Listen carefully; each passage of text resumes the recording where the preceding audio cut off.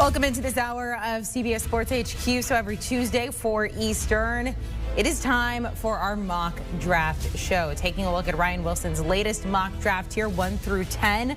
This is number 26 for him. He has the hard task of doing it every week. Nothing so far really changing at the top when we get into it with the Jets and the Jags and the Dolphins. But what about after that? Because we are seeing a massive run on quarterbacks. Let's bring in the guy behind the mock draft, Ryan Wilson, our draft expert, also senior NFL writer Pete Prisco.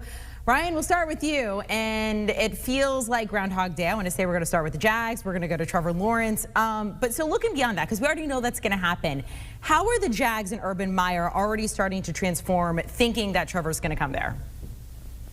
Well, I think it started with Trevor Lawrence's pro day right before he had surgery a few weeks ago. Urban Meyer was front and center. There were other teams there represented from the NFL, and unless they were watching one of the wide receivers, Amari Rodgers or Cornell Powell, I don't know if it made much sense for them to pay for the airfare to go to Clemson and watch Trevor Lawrence throw, because as you point out, he is definitely going to Jacksonville unless, and the only way I can see he doesn't go there is if he gets hit by an asteroid. Otherwise, he's going there. So then what happens? Well, they have 6 of the first 100 picks. They have a ton of cap space.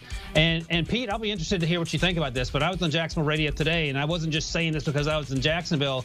But this team could win 7 games next year if you get the draft picks right and you get the free agents right. You can add 7 or 8 players that can be impact players, and then a year after that, and Pete, I know you've said this, they should be in the mix for the playoffs. They should be a legit team to make a run because they're going to have everything in place. I think you could say the same thing this year about the Chargers now that they have Justin Herbert in place. They won 7 games last year, and now they're ready to take the next step. I think the Jaguars could actually be in better shape than the Chargers are right now a year from now. Well, sign Trent Williams, sign Jonnu Smith, draft a speed back or and a speed receiver, sign Leonard Williams and get a safety in the deep middle and start there and then supplement it with the draft. Yeah, they should win 7, 8 games this year, and they'll be pushing for the division title and a lot more the next year. It's easy fix. If Urban Meyer can't do it, they picked the wrong coach. Do we need to make a Bengals prediction here like we did with the Bengals, Pete, for the Jags? One in the next 10. How about that? All right. We just need it on the record. We can move on now. All right, let's go to the Jets at 2. And Pete, I'm going to toss this over to you. So this particular draft, Ryan Wilson has them taking Zach Wilson. And, you know, he says it's toss-up between Penei Sewell and Zach Wilson here. So what do you do? What would you do, Pete? Well, I hear there's a little bit of an infighting inside the building that maybe the coaching staff is preferring to stick with Sam Darnold, and the front office and Joe Douglas, they might be leaning toward taking Zach Wilson, which means they would peddle Sam Darnold, which is an interesting situation. Where do they trade him? Maybe San Francisco, and then San Francisco would trade Jimmy Garoppolo. It would set off the domino effect. Personally, I would take Sam Darnold and keep him and move down and get extra picks. I wouldn't take Penei Sewell here. I wouldn't take a wide receiver here. I'd move down, still be able to get one of those good players and add some picks to a team that is going to move up and try and get Zach Wilson. I'd stick with Sam Darnold. I think he fits the system. I think Zach Wilson's an intriguing player, but if you can get more draft picks and move down, that's what I would do. Yeah, that's the issue. So it's basically the devil you know. The devil you know right now is Sam Darnold. He has not been very good early in his career, but you could also point fingers at a lot of other people in that organization, many of whom are no longer there. So if you're willing to stick with Sam Darnold, and I'm sort of on the same page with Pete there, because I don't know what Zach Wilson's going to be. He had a fantastic 2020 season.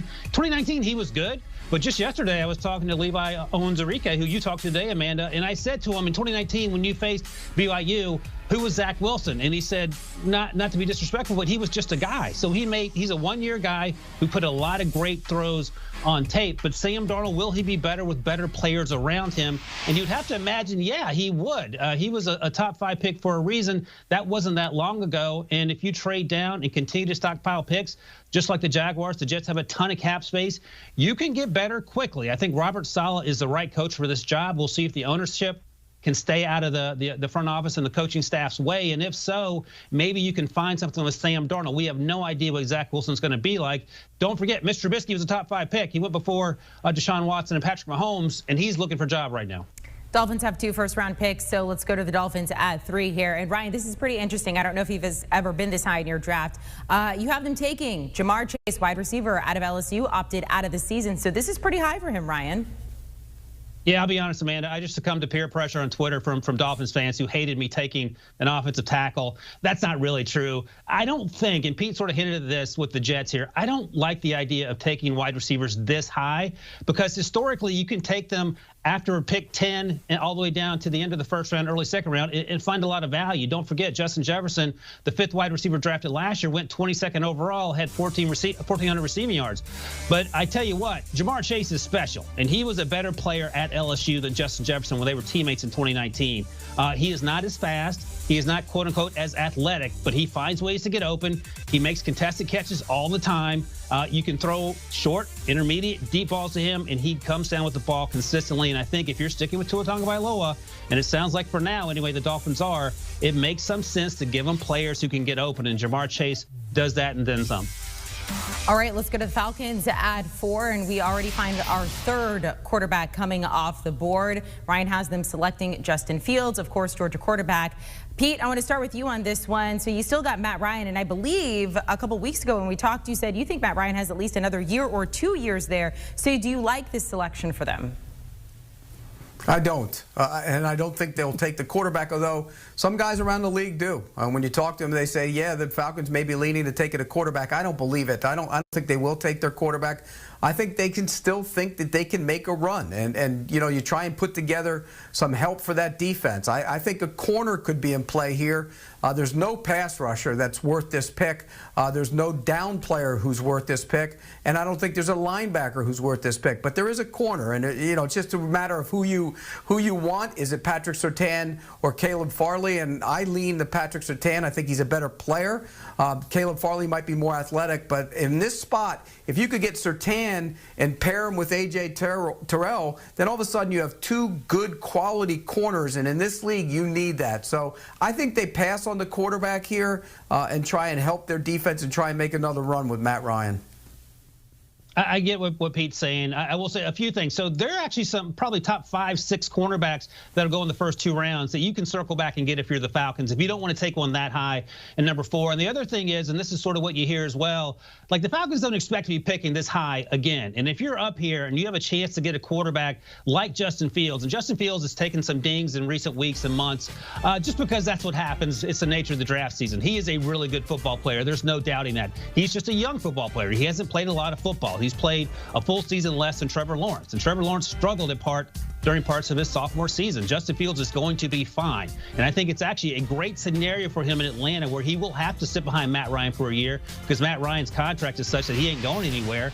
And then you can decide in 2022 what you want to do with Justin Fields and Matt Ryan, knowing that you don't pick in the top 5 every year. And there's also something else to consider, Amanda. The 2022 draft class, as we sit here, and this will obviously change, doesn't look particularly deep. Now, there'll be the guys to come out, the Joe Burrows and the Zach Wilsons. But right now, if you're planning ahead as an organization and you have a chance for Justin Fields now or whatever is behind door number 2 a year from now, you might want to go with Justin Fields. 3 quarterbacks off the board already. We're not even to the 5th pick. So let's go to the 5th pick.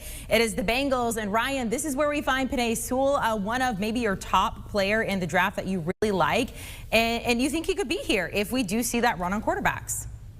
Yeah, and it happens all the time. We see runs on quarterbacks all the time, every year. I know Pete likes Christian Darrisaw. I know there are other guys who like Rashawn Slater. And I think the good news is you're going to have 3 quality offensive linemen around the top 10 to 12 to 15 picks if you're one of those teams that need an offensive lineman. For me, it's Penei Sewell. Again, not a lot of experience, but a ton of athleticism, a ton of upside. He's a guy that you bring in and you play right away. You drafted Jonah Williams 2 years ago. Jonah Williams can kick over to right tackle if you want. Penei Sewell played right tackle in high school. He has the athleticism to do that as well. The bottom line is you're protecting Joe Burrow. Joe Burrow's season ended early last year because of an ACL injury on a hit he took in the backfield. That can't happen. That has to be priority number 1, whether in free agency or the draft if you're the Bengals. Let's go to the Eagles at 6, and this is a very spicy pick for them. Ryan has them selecting Mac Jones out of Alabama to the Eagles. Pete Prisco, what are your thoughts on this? I don't like it at all. Look, I like Mac Jones. I'm Matt Jones. I'm one of those guys that when you look at him, you say, oh, well, This kid can stand in there and make all the throws. He's a pro prospect. He's got a good arm. He's accurate. He's smart. He knows where to go with the football. I just don't think he makes the Eagles that much better. I really don't. I think if you got Jalen Hurts, you play him. You allow him to grow. You bring in a veteran quarterback behind him, maybe Tyrod Taylor, somebody who's familiar, similar in that style of offense, and you let him learn the offense and you go from there. I think the Eagles have so many other needs. And by the way, I talked to a guy the other day in the league who said he thinks Jones is a third-round pick. I mean, think about that. You're taking him in this spot? That makes no sense. No. Pass. I don't like it, Ryan, at all. So I can't tell if Pete liked the pick or not, so I'm just going to assume that he's okay with it. But here's the thing, and Pete sounds a lot like Eagles fans on Twitter who have basically said to me, either they want what I'm smoking or they want me to be drug tested, and I sort of understand both angles. I don't know, and I mean, I've told you this before, I don't know what the Eagles are going to do because of how they played in Week 17. Doug Peterson gets fired. Oh, Carson Wentz's job is safe. Carson Wentz gets traded. Nick Sirianni's hired. It sounds like Jalen Hurts is the guy. I do think Pete is right that I would like to see what Jalen Hurts has, but this organization is chaotic, for lack of a better word. And if they're following the blueprint of the Falcons and they don't plan to be picking this high and they like a Mac Jones, I think you think long and hard about taking him. And Pete's talked to people that think he's a third-round pick, and I certainly get that. I've talked to people that think he's a top 10 pick, which just gives you the variance of a player who doesn't look like the prototypical NFL quarterback in today's NFL. So that's where we're at. One thing that can't happen, I don't think, if you're the Giants, if you're the Eagles, you can't draft Trey Lance out of North Dakota State, where Carson Wentz went to school. Pete, I want to do a quick follow with you because Ryan's just been super confused about who the Eagles take at 6. I think everybody is. It doesn't seem like you can make Eagles fans happy, whatever. What would you do with a 6th overall pick? I think I'd take one of the offensive linemen, and Eagle fans will say, well, why would you? You drafted Andre Dillard and whatever. Look, you have money issues on that offensive line. You're going to have to – Lane Johnson's contract is heavy. Brooks' contract, and he's coming off an injury, is heavy. You can never get away from having enough offensive linemen. And if you didn't want to go in that direction, you take one of those receivers. You have Rager. You added him last year. Get more speed. Get guys on the outside. I think the top 10 is going to be heavy, heavy, heavy on offense. I think it's pretty much, you can look at it on paper and say, okay, there will be 4 quarterbacks. Now, whether Jones is one of them is to be determined in the top 10. You'll have 3 receivers in the top 10. You'll have 1 or 2 offensive tackles in the top 10. And you might only have 1 defensive player in the top 10. Now, whether that's Patrick Surtain or Farley or Micah Parsons, the top 10 is going to be offensive heavy this year. All right, Pete, you're right. We're going to move on to the Lions, and sure enough, another offensive weapon there, another wide receiver, and an Alabama guy, Jalen Waddle. Ryan, we'll toss this to you. So they're probably going to try to keep Kenny Golladay, but Jared Goff still needs a little bit of help. Yeah, and you could argue that Jared Goff might be part of the problem by the time it's all said and done, and maybe they target a quarterback. But for now, I haven't taken Jalen Waddle, who is so incredibly explosive. You guys talked to him at the Super Bowl. He tied Henry Ruggs in a foot race once at Alabama. We saw a video today of that on Twitter, and it was impressive because Henry Ruggs ran a 4.27 at the Combine. But I think Jalen Waddle's a better player right now coming out than Henry Ruggs was. A lot more versatile, a 4-down player, consistently gets open down the field, a lot more route variation. He is undersized, and the durability issues might be a concern, but he was hurt on a freak play returning a kick to start that Tennessee game, and I don't think that's indicative of anything long-term. Danny Amendola, Marvin Jones are also free agents in Detroit, so they're going to need to restock the position. But a team this bad needs help everywhere. But I think Jalen Waddle is a good starting point for Jared Goff. Let's go to the Panthers with the 8th overall pick, and we see our 5th quarterback coming off the board. Sure enough, North Dakota State quarterback Trey Lance here. Pete, you had strong opinions about Mac Jones going to the Eagles at 6. How do you feel about Trey Lance to the Panthers at 8? Well, I think the edict has come down from above from David Tepper. Get me a quarterback. And that's, their focus is trying to get Deshaun Watson. I think that's #1 priority. See if they can pry him loose, unload a bunch of draft picks, and maybe even Christian McCaffrey, Brian Burns, whoever, to try and get Deshaun Watson. If that doesn't work, then I think this makes a lot of sense in this spot. You have to get a quarterback. Look, Teddy Bridgewater started out well last season and kind of leveled off. I think his knee bothered him a little bit. He didn't play the same as he did early in the season. They need to get a big-time quarterback for the future. Now, I've watched Trey Lance. There's a lot to like about him. He's a big, strong, physical kid. He can run. He's not athletic like Kyler Murray, but he's physical, he's big, he's powerful. The concern I have with him is his motion. He tends to drop his body down, and his upper body is a little weird when he's throwing. I think he can fix that. We'll see him on Friday at this combine over here. I think this will be interesting to see if he's tried to work on his mechanics, because I think mechanically he has a long way to go. If you guys check out Ryan's list on CBSSports.com, he actually says he could end up being the best quarterback in this class based on his athleticism. All right, let's go to the Broncos' 9th overall pick. There are a lot of talented quarterbacks in this class, and Ryan Wilson has them taking Caleb Farley there, 9th overall as his CB1. He did opt out. Pete, do you like this pick for the Broncos?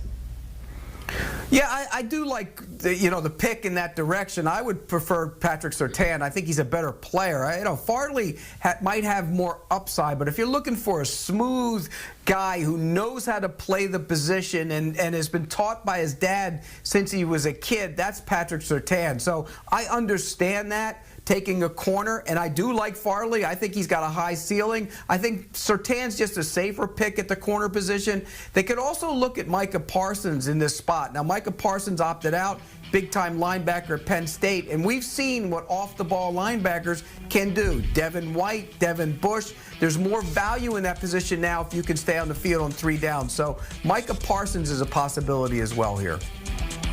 Yeah, I understand exactly what Pete's talking about with the comparison between Caleb Farley and Patrick Surtain, and that's what you hear when you talk to people around the league. It's a half a dozen of one, 6 of the other, and I think Pete's exactly right. Caleb Farley's upside is bigger than Patrick Surtain's, only because he hasn't played a lot of football. He's a converted wide receiver.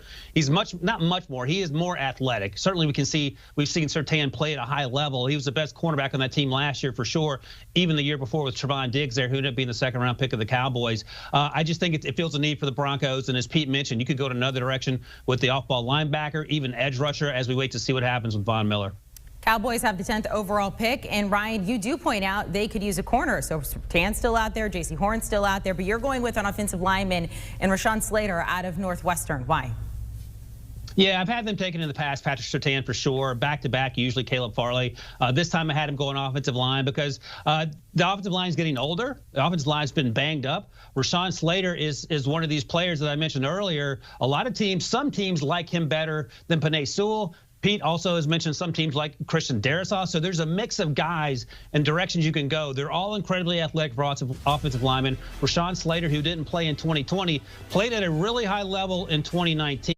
He played left tackle. The concerns are from NFL folks that he has short arms. That isn't an issue for me. Jonah Williams had short arms. He was fine when he got to get on the field for the Bengals. The good news is you can kick him inside, and he's even been working out at center. So he's a 5-position player, and that certainly fills a need along that offensive line for the Cowboys, who, fingers crossed, will get Dak Prescott back anytime now. Ryan, Pete, thanks so much. That is 1 through 10. Let's hang on. We're going to do 11 through 20 coming up. Somebody we have not seen so far go off the board. That would be Florida tight end Kyle Pitts. Ryan has had them in his top 10 before, so he is dropping. Where does he go? Find out next.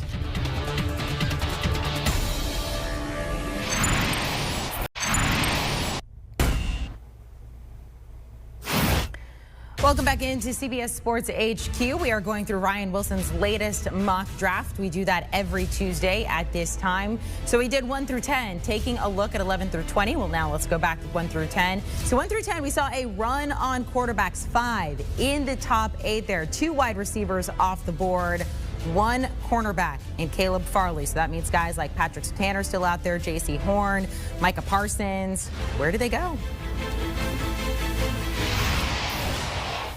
All right, let's welcome back in Ryan Wilson, Pete Prisco. Let's start with the 11th overall pick. That goes to the Giants. And sure enough, we see Micah Parsons go to them, according to Ryan. That is his #1 linebacker. Pete, what do you think about this? Well, I think the Giants need defensive line help more than off-the-ball linebacker, but this kid's intriguing. I mean, like I mentioned before, he's one of those kids that can fly to the football. He's going to be a 3-down linebacker. You need those guys in the NFL nowadays.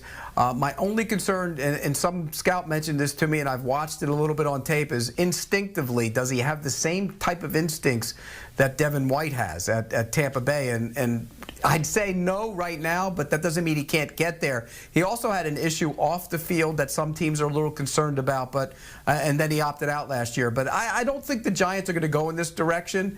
I do like him as a player, though. I just think they need to get better up front in terms of trying to rush the passer. The problem is it's not a great draft for that.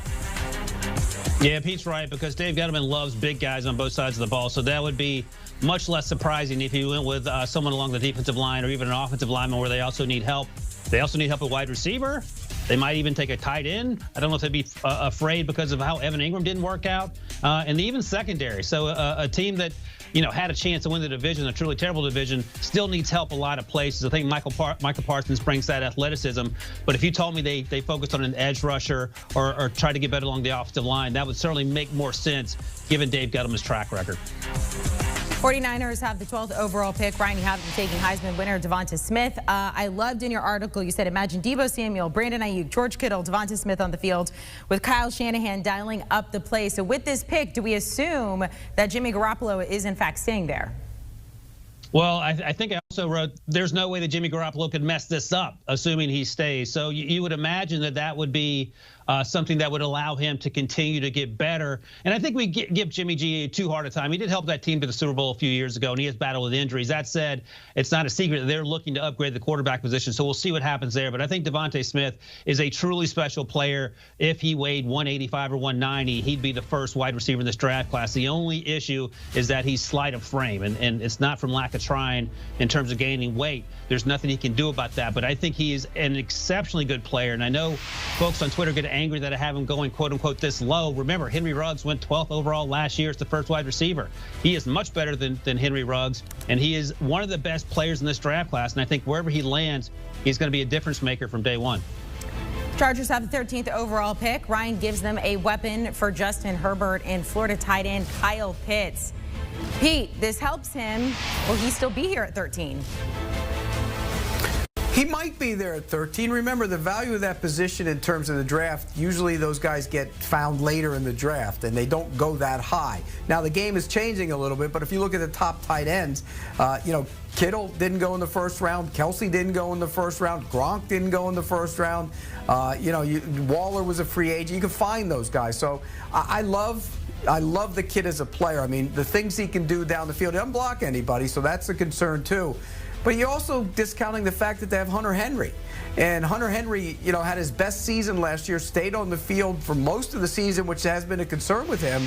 And he's also only 26 years old. So I think they need to get better on the offensive line. If I were sitting here and I'm doing the pick and I'm the guy making the pick, I'm Tom Telesco for a day, I'm taking one of those offensive linemen, probably Christian Darrisaw.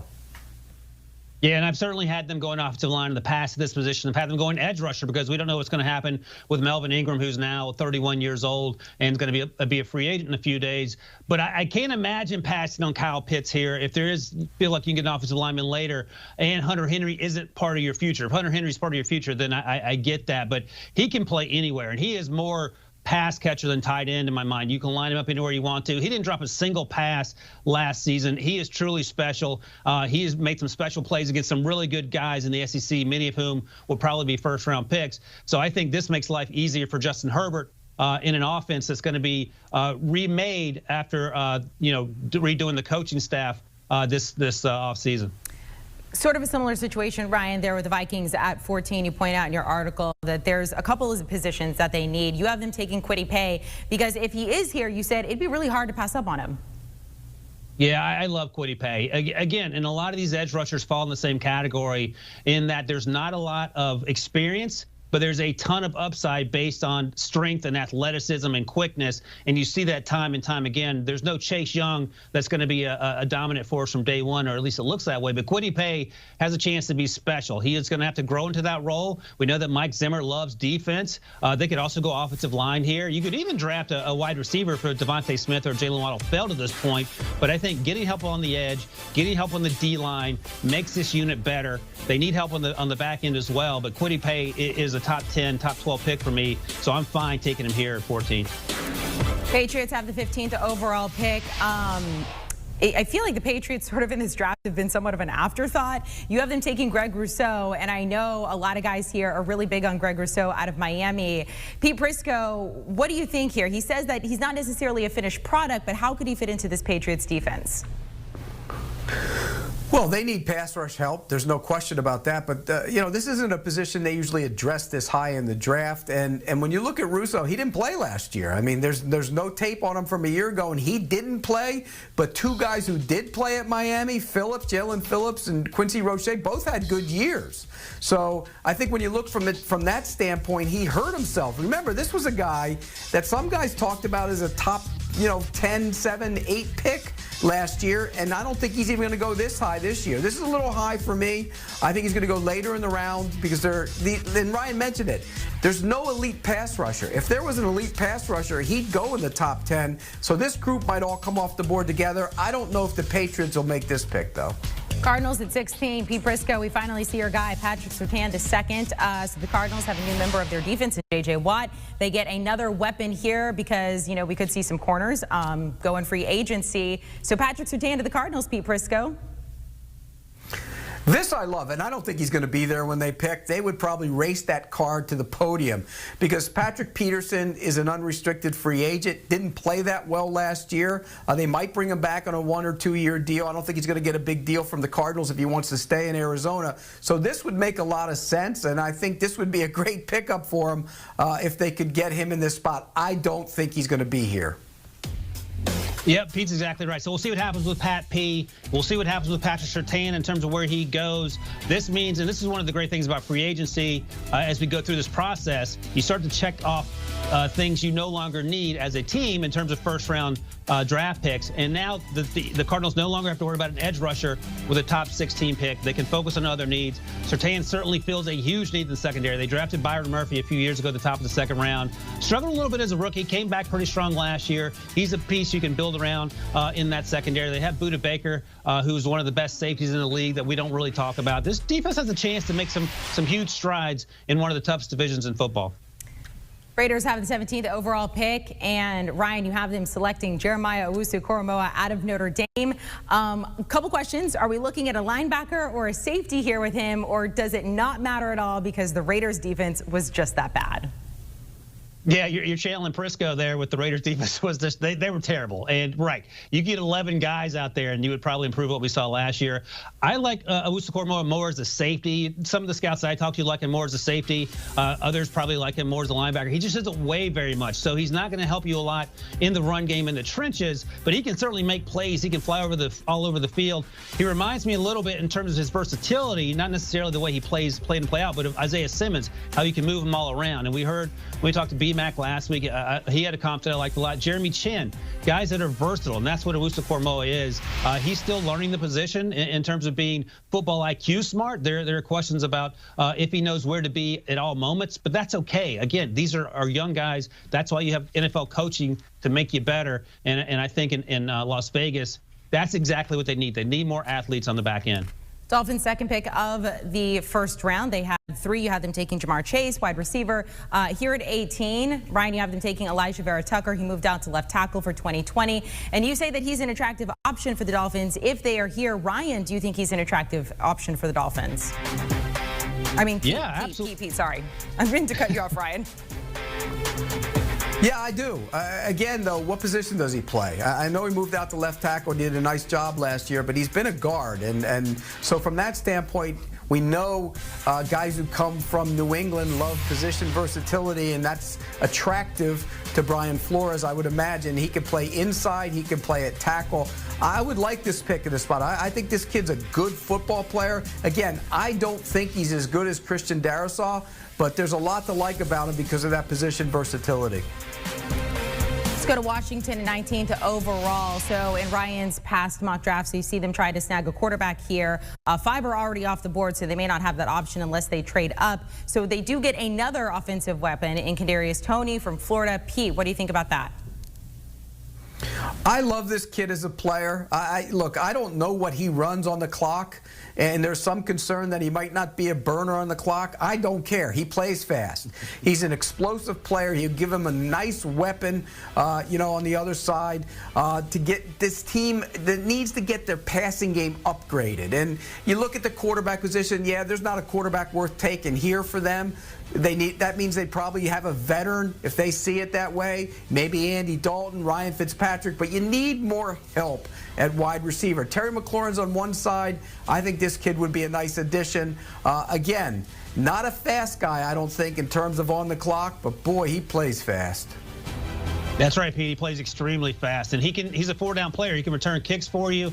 He can do it all. And when he has the ball in his hands, he's like a running back. So you have to try to tackle someone who's listed at 190, 195, but he runs you over like he's 230, and then he keeps going. So that's a huge advantage, especially in a situation in Washington where you don't know what the quarterback situation is going to be, where you may have someone like Taylor Heineke out there and just trying to get rid of the ball quickly. Someone like Kadarius Toney makes life a lot easier, not only for someone like Heineke, but also for Terry McLaurin, who's had to do most of the heavy lifting as the only real deep threat on that team the last few years. Bears have the 20th overall pick. Chris Hassel's a Bear fan. He's texting me on set. He's going to talk to you guys next. So let's see if we can make him happy here. This is another team that has got to fix their quarterback situation. Ryan, 5 of them are gone. Who did the Bears select at 20th overall? They don't take a quarterback, so who do I have them taking here? I have them taking Christian Darrisaw. I had to check my notes. Thought you were going to set me up, Amanda. Thanks for that. You left me hanging there. Oh, no. So here's the thing. And I don't know if Chris likes the move, but our other Bears fan, Joe Musso, likes the move. I've asked him several times in the past what he thinks about making the Bears better.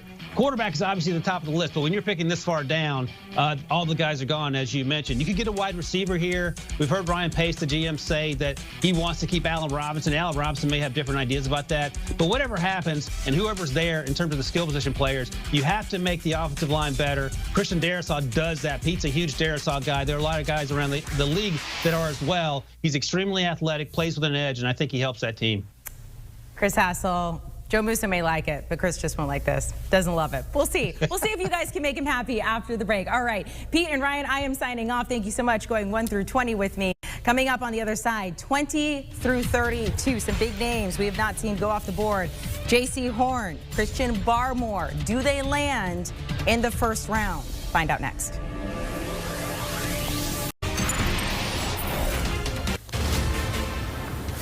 Continuing to mock it up with Ryan Wilson. These are picks 11 through 20. Kyle Pitts, the tight end out of Florida, going to Justin Herbert and the Chargers at number 13 overall. And Washington getting wide receiver Kadarius Toney out of Florida. So let's get to the 20s.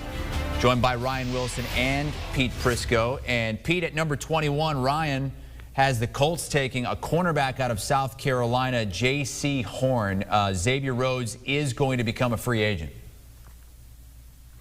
Yeah, and this would make some sense. I think J.C. Horn's a good player. He plays with an attitude. He plays with an edge, not unlike his father, Joe Horn, who always played with an attitude and a edge. cell phone. He's a good cover corner. So this would make a lot of sense for the Colts. The thing about it is, I think the Colts are going to have to address edge at some point. You know, they have Justin Houston. We don't know if he's coming back. There's some other issues there. Danico Autry, one of their down players, might be leaving as well. So I think edge is an issue and could be in play here if you decide to go in that direction. Maybe a guy like Jalen Phillips, somebody like that to help the edge rush, because you can never have enough pass rushers. Okay, that's the Colts at number 21. At number 22, their division rival, the Tennessee Titans, taking in this mock draft Penn State defensive end Jason Owe. Only one season as a starter, Pete, and he missed his last couple games of the season with an undisclosed injury.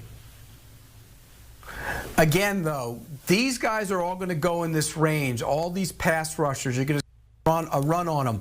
Nobody is worth a top 10 pick in terms of being an edge rusher, but there's a lot of guys who will go in this area, and you just mentioned one of them. There's a couple other. I mentioned Phillips is another. I think there's a couple. I think Pay will probably go in this area as well, although Ryan had him going a little higher.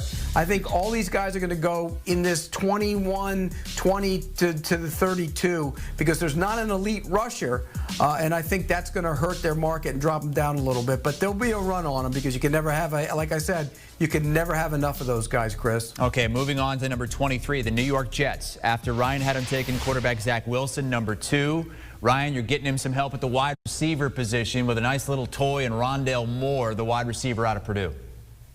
I love Rondale Moore, and the issue is, and we've talked about this before, he's only played 7 games the last 2 seasons. He's 5'9", but he doesn't play like he's 5'9". Kadarius Toney's 5'11". He plays much bigger than 5'11". And Rondale Moore, to me, shares some similarities with Kadarius Toney, but I think he's more explosive. He's probably faster. He's that type of playmaker, and that's exactly what the Jets need. NFL teams will have to decide, however, do we want to take a risk, a first-round pick on a guy that hasn't played a lot of football, doesn't have a ton of experience, and has an injury history, and that will be ultimately what decides how high he goes. But I think in a perfect world, in a vacuum, when he's healthy, he is an absolute playmaker who can take over games. Okay, let's move on to number 24, the Pittsburgh Steelers. I know some Steelers fans out there were hoping that J.J. Watt would join his brothers. They don't have the cap room for that. They're really up against it, with Ben Roethlisberger accounting for over $41 million against the cap unless they rework his deal, which they likely will. But you have them taking a defensive end in Carlos Basham out of Wake Forest. Yeah, Boogie Basham out of Wake Forest is a really good player. But again, as Pete and I have been talking about for most of this show, these edge rushers are high on upside and high on physical skills and just short on experience. And Boogie Basham is similar in that vein. He had a really good season in 2020, played really well against Clemson and Trevor Lawrence. He is huge. He is enormous. This is him against Jordan Love at the beginning of last season, where they dominated them in that Week 1 game. He's such a good player. Now, look, what happens with Bud Dupree? We're not sure. In Pittsburgh, you mentioned they have salary cap issues, so they may not be able to franchise him again, nor may they want to. They could also go offensive line here. You know, they would love to have a quarterback fall to them. Pete's talked about Mac Jones falling to the bottom of the first round. I would love to see what the Steelers do if he's sitting there at 24. But right now, this week, I have him taking Carlos Basham. Okay, moving on to number 25, the Jacksonville Jaguars, after taking Trevor Lawrence, number 1. Pete, going a little defense here. Christian Barmore led Alabama in sacks last season, and he was dominant at the end of last season when they went on their title run. And you mentioned it, Chris, by saying that, you're highlighting the negative on Christian Barmore, which is he plays well and he dominates in big games, but he doesn't always play that high to that high of a level. So that's a concern. He's a good player. Look, Jacksonville needs help on that defensive line. They're going to switch to a 3-4. He'd be one of those guys that could anchor in as a down player in their defense. I think he could be very disruptive as a pass rusher as well. Again, though, the concern is consistency. He plays well in the big games and dominates against good teams. But what's that tell you about him when he doesn't dominate against the lesser teams? That tell you there's a little bit of focus issues, hear from some people that he has a real edge to him. That can be a good thing, can also be a bad thing. Yeah, it's better than the other way around, though, right, Pete? I mean, at least he's showing up for the big games and not the other way around, dominating against cupcakes and then nowhere to be found in the big games. Let's move on to number 26. True. The Cleveland Browns. Ryan, you have him taking the TCU safety, Trevon Merrick. Is he the best safety in this class? Yeah, he is for me, and that assumes that Owusu-Koramoah is sort of this tweener-type player. But even still, Morgan is number 1 for me if you want to put Owusu-Koramoah in that basket. He's a free safety. He plays in the back. He can play in the slot. He can come up and run support. He is really good in what you look for in today's NFL, and having guys on the back end who can cover a ton of ground. And knowing that, I think he makes a lot of sense in Cleveland. Andrew Sendejo did not have a great season last year. They've had guys that they've drafted, young guys that have struggled with injuries in the secondary, so you don't know if you can rely on them. Morik is healthy. He makes plays. He's always around the ball, and I think he's a guy that we haven't talked a lot about in this draft process, but NFL teams certainly know who he is, and I would not be surprised if several NFL teams are sniffing around him in the first round. All right, we're moving quickly now. When we come back, we're going to finish out the first round here of Ryan Wilson's latest mock. Don't worry, Ryan, I'm not going to make you go into the second round yet. That'll be coming down the pike. Got a bunch of edge rushers still available here in the first round as we get to the world champs and all the major contenders like the Chiefs, Bills, and Packers. Finishing up the latest first-round mock from Ryan Wilson, and this was 21 through 26. Mostly defense, except for Rondale Moore, the wide receiver out of Purdue, going to the New York Jets, who Ryan has taking Zach Wilson, number 2 overall, the quarterback out of BYU. So let's close it out with Ryan Wilson and Pete Prisco. I'm Chris Hassel. We got the Ravens at number 27, Ryan. They've got Judon and Ngakoue, who are going to become free agents. You have them taking a defensive lineman and Jalen Phillips out of Miami. Yeah, Pete's talked a lot about him this hour already, how good he is, and arguably better than the person wearing number 15 the year before he arrived there, and Gregory Rousseau. Here's the issue with Jalen Phillips. It's not physical at all because he dominated this year when he was on the field. He was just about unblockable in both the run and getting after the quarterback. It's the injury history because he started at UCLA. He actually retired from football because of the injuries. And there were some off-field issues that I don't know teams are necessarily worried about, but I think more than anything, it's the injury history and how healthy he can stay. Because when he's on the field, he's just about unstoppable, and he could go higher should all those other injury-related red flags not be concerned for some NFL team. And the run on defense continues for the number 28 team in the draft. That would be the New Orleans Saints. Still don't know about Drew Brees, though we expect him to retire. But they go defense here, Pete, according to Ryan. He's got him taking Georgia cornerback Tyson Campbell. Pete, the Saints have 4 cornerbacks that are likely to become free agents. Yeah, and so you have to address that position, and you know, they have to extend Marshawn Latimer's contract. I think that's going to happen as they try and free up cap room, but they need corners in the worst way. And you mentioned it, they have all kinds of guys who are going to be unrestricted free agents, and you can't play against Tom Brady in that division and have corner issues. So this would make a lot of sense. This kid's an impressive player. You know, some guys have him, you know, falling out of the first round, but I think this would make a lot of sense for the Saints here. All right, moving on to number 29, the Green Bay Packers. Also going defense, but at the line in Washington defensive lineman Levi Owens-Zarike. Still no help for Aaron Rodgers in the first round with the top pick of the Packers, according to Ryan. Yeah, apparently it's not going to happen. The issue is, if there had been a wide receiver that had fallen to him, a Rondale Moore or Kadarius Toney, you certainly think long and hard about it. But you don't know what the Packers are thinking, other than they don't seem to want to give him help at wide receiver. So what do? They address that defense, which collapsed towards the end of that season, and you could argue, and some played some role in costing them a chance to continue on their playoff path there. Owens-Zarike is a special player. He opted out this season. You guys spoke with him on HQ today. I spoke with him yesterday on the Pick 6 podcast, and he is impressive to talk to as well. He's extremely strong. He is one of the quickest interior defensive linemen in this draft class.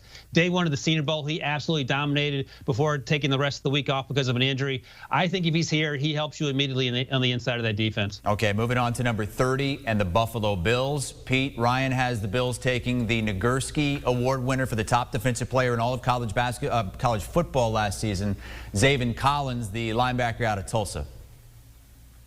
This is one of my favorite players in the draft. I mean, this kid can do everything, and I assume by putting him in this spot that Ryan's thinking that Matt Milano will leave via free agency, which is a distinct possibility.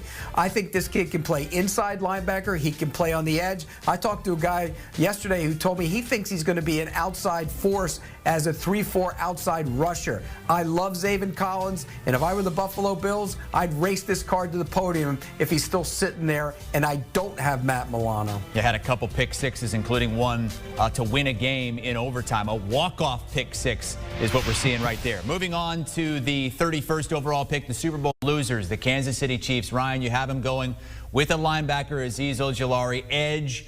Looking at a guy to get to the pass rusher. I'm guessing that's because, you know, they saw what Tampa was able to do against their great quarterback. If you can get to the passer, you can neutralize these great quarterbacks.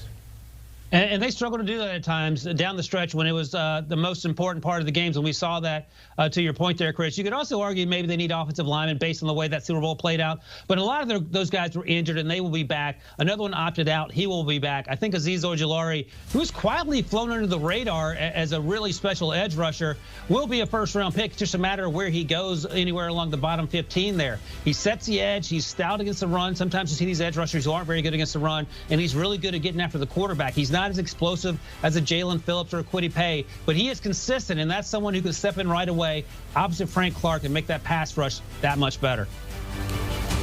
Yeah, this is one of my favorite players, and another one of my favorite players in the draft. I think he's going higher than this.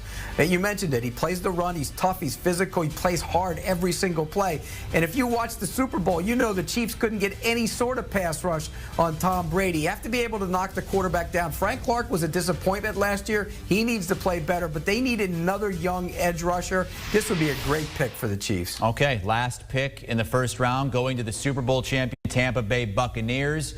And Ryan, you have them going with another defensive player, even though we saw how great that defense was in that playoff run. Joe Tryon out of Washington, and this is a guy who might have been taken higher, and maybe he will eventually go higher. Sat out, opted out this past season, probably hurt his draft stock a little bit. Yeah, that'll be the thing. That'll be what's interesting, because I talked to Levi Owens-Weaker about his teammate, Joe Tryon, and he said he's actually bigger now than he was when he played, and he played at about 6'5", 255, 260, and he was a lot of fun to watch. But again, a ton of inexperience there. We'll see what happens in Tampa Bay, whether Shaquille Barrett comes back, and Ndamukong Suh along the defensive line, whether he comes back or not. So there might be some holes there, but he is a baller, and I think what happens with him and a lot of these young guys that we've talked about as edge rushers, you sort of do what you did with Aldon Smith when he did the 49ers when he came out. He didn't start a single game as a rookie. He had 14 sacks as a situational pass rusher. I think that's where a player like Joe Tryon can come in and have success on this defense, as you pointed out, Chris, that was so incredible down the stretch for the Buccaneers in that Super Bowl run. Okay, Ryan, when's your first, like, second and third round mock coming out? Why don't you ask? I just found out today a 3-rounder's coming out next week. So we'll be talking about 3 rounds next week. All right. And Pete, your next mock's going to be coming out soon as well. We're going to keep the pedal to the metal while it's hot here. Pete Prisco and Ryan Wilson with us on CBS Sports HQ, recapping those last few picks in the first round. A lot of defense from 20 all the way to the end. Very few offensive players because there was a run on quarterbacks early, wide receivers as well. Joe Tryon going to the Super Bowl champion Super Bowl champion Tampa Bay Buccaneers with that final pick. You can hear Ryan and Pete on the Pick Six podcast, the very latest episode focusing on the AFC South and the offseason priorities there with Trevor Lawrence and Carson Wentz. A couple newcomers at the quarterback position, Deshaun Watson likely leaving the division. Do you want a sports network that delivers everything that matters about the game? The highlights, the picks, the instant analysis, no yelling, no fake debates, no politics. Hit the subscribe button and never miss a moment.